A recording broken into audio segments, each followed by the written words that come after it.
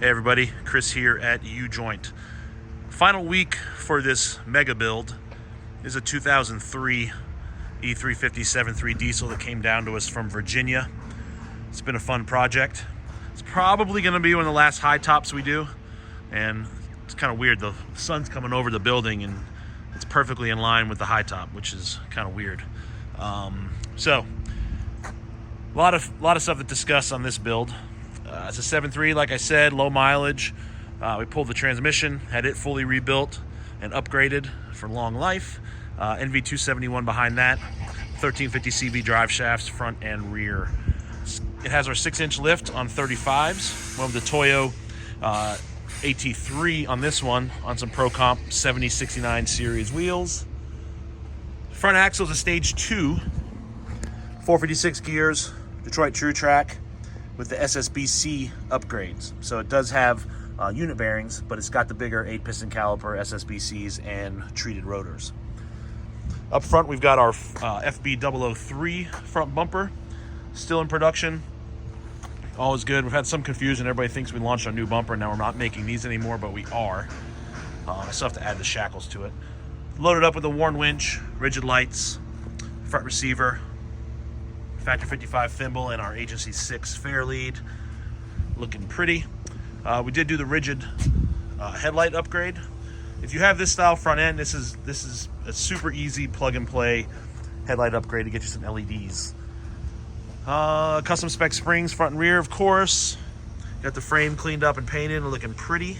Single Fox 2.0. It's got our side steps, bushwhacker flares. There is an S-Pod under the hood controlling the lights and the OBA. Give you a glimpse of the OBA here. There's the compressor. There's a 2.5 gallon tank. There you can see the shortened fuel tank, T-case, our cross member, and sway bar, and all that fun stuff. S-Pod is mounted in the door. This is how we do all of the 97 to 07 vans. We had a trailer brake controller to them also. We did do these windows. We don't normally do, we haven't done this stuff in a long time, and including the high top. So we've got a full-length high top rack. It's got 200 watts of solar up front. It's got a max air fan in the middle and a small storage deck in the rear. This is probably going to be our last high top that we do. It's just getting to the point where the logistics are just a nightmare. Shipping is crazy to get them here, and then to transport them to paint and back is kind of a pain, and the costs are just going up, and it's a logistical pain in the ass. So probably the last one, unless somebody's really nice and doing a really big build and talks me into it. Out back, we've got the stock semi-float Dana 60, re-geared to 456, Single Fox 2.0 with some custom spec springs. This thing is over-spec'd on springs. It's got 1,000 pounds of extra capacity in the rear. That's why it's sitting a little high in the rear. They're going to do the interior on it when it gets home. Out back, we've got the U-joint rear bumper. We replaced the hitch. Then you can see the rear OBA port. Pelican box, I believe it's just got a shelf in it. An Illuminess passenger side ladder. Fiamma awning with our custom Fiamma awning mounts. These mounts mount to the gutter, and they tie to the piece of 1x6 that is glassed into the high top that we have Fiberine spec for us.